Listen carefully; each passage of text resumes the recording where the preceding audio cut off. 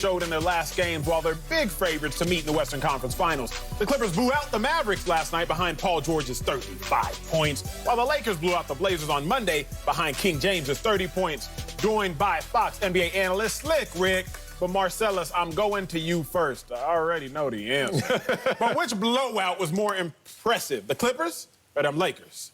I'll have to go with the Clippers. Womp, womp. Yeah, Captain Obvious over here. Let me say why, though. It's just because of the layers. It's because of the menu of ingredients you can add to what the Clippers can deliver night in, night out, when fully activated, when healthy, and when fully motivated. That's just the difference in these two teams. With the Lakers, you're two duo.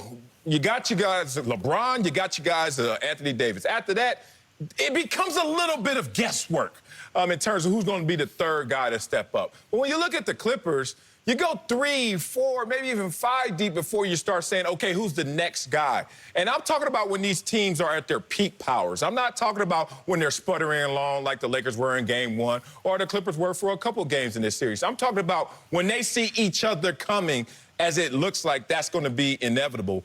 What's going to happen when they both say line up Voltron versus Voltron? There's just going to be more pieces on the Clippers roster than there are on the Lakers. I have to utterly and vehemently disagree with you, sir, but that was obvious. The more impressive win depends on who you beat. That's what you told me yesterday. I listened to you when you talk, which might actually be a problem, but the more impressive victory is who you beat. The Clippers beat the Mavs again without Porzingis. Porzingis, only player, I believe, in NBA history, 125 three-pointers and 100 blocks in one single season. That is a big-time loss. Now, I understand the Mavs overachieved, and they beat the Clippers in Game 4, if I'm not mistaken, without Porzingis. But Luka was a little bit healthier. That ankle, again, is starting to wear on him. But the other reason I think that the Lakers' victory is a little more impressive, the Lakers are winning within the legal limits. You see, the Lakers gave the Blazers body blow Game 1 that they took, but they delivered a little one. Then Game 2, Game 3, body shots. Nurkic is barely making it down the court.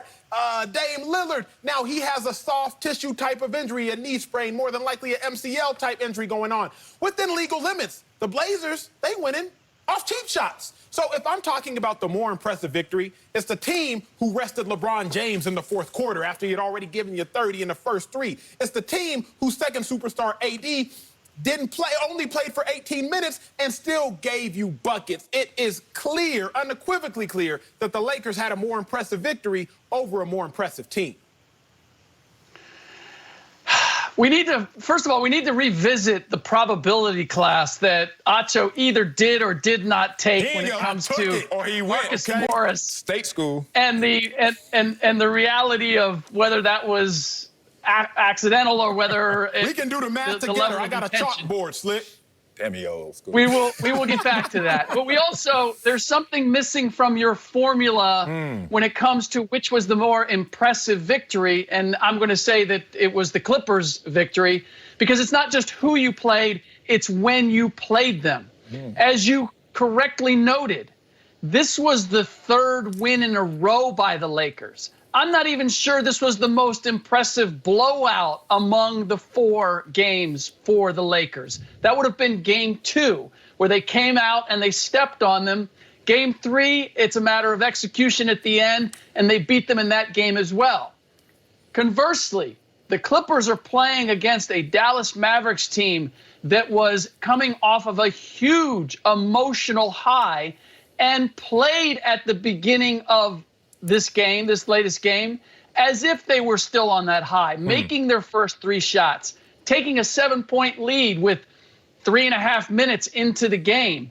The Clippers had to snuff all of that out, and they did. So while the Lakers certainly continuing their drum roll and not allowing another misstep was impressive, the fact of the matter is the Clippers had a much bigger monster to slay in this latest game, and they did. Yeah, Acho's really been off today, but I'm going to let him live because I need him tomorrow. But his probability in the first block was off, talking about it wasn't. 1 in 22 million versus I'm 1 of 450 out of 7 billion walking this planet. I take the odds that Acho is offering. Also, in this one, he says that the Lakers were better victory because of who they played. But they played They didn't play a 7th seed. They played an 8th seed. They didn't play a team that won more games over the season than they lost. They played a team that lost more games than they won. They didn't play a team that, in normal situations, would even been in the playoffs. They played this, like, raffle ticket play-in team. and look, I know Dame was hot. I know Portland was hot. I know I was caught up in the sauce, and I love that. That's the thing about me. I answer questions, and I stay in the moment, and I will change on a dime. But that said, when we saw the Dallas Mavericks with no Porzingis, I would use that as ammunition for you, Acho, except we lost to them without Porzingis before, so that kind of undermines that argument. So when you see the Dallas Mavericks as they were before we dismantled them, before we took not one, but 2 punches from them to the dome and then responded properly, you have to look at the Clippers saying, man, look at how they had support. Not only PG getting out of his slump, and let's not forget he still had a great game 1. People are really exaggerating how bad he's been. 2 of these games he's been great. Let's go to Kawhi with his 32.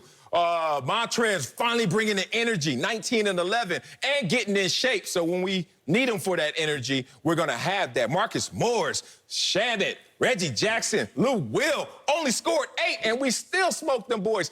I just named off, what, 6 guys? You can't do that for the Lakers night in, night out. That's why it's more important. It's not. More impressive, too. It's not. Look, Slick, I got to address something you said, because you said the Mavs were hot. They were coming off that big victory. It's easier to beat a team when they sitting there full. See, the Mavs ate the cheese, Slick. The Mavs was feeling themselves. And you know this straight up, Marcellus. What did your coach tell you when you come off a big victory? You got to enjoy it, but you got to put it behind you. The Mavs was playing like they was from, like, proper Dallas, like Highland Park, like where I was from. You know, adjacent to that. Man, them Clippers, them boys was playing like they was hungry. H-O-U-N. Like, it was a difference, Slick. I guarantee you when your coach told you that, when you heard that, you were the favorite. Yes, it is difficult when you have a big win, then to come back against an inferior opponent and maintain that same intensity. But that wasn't the case here. The Dallas Mavericks weren't supposed to have a chance in this series, and lo and behold, they have this big shot, and suddenly it's 2-2, and they're thinking, you know what? We could win this thing. And the Clippers had to come back and say, no, you're not going to win this thing, and we're going to get this done in 6. Meanwhile, the Lakers made that statement in Game 2. They answered then. So by the time you get to Game 4, and Marcellus, you said that Lillard was hot, and he was, but he wasn't hot in this game. They didn't have to snuff that out. Yeah. Meanwhile, Doncic is feeling every kind of way, and they had to slow that down. So, look, I love the fact that we are going to see the Lakers, we are seeing the Lakers and the Clippers find their best selves in presenting that. But if I'm looking just through the prism of these 2 games, let's face it, all the questions were, where's Paul George? Where's playoff P? The Clippers, could they lose this series?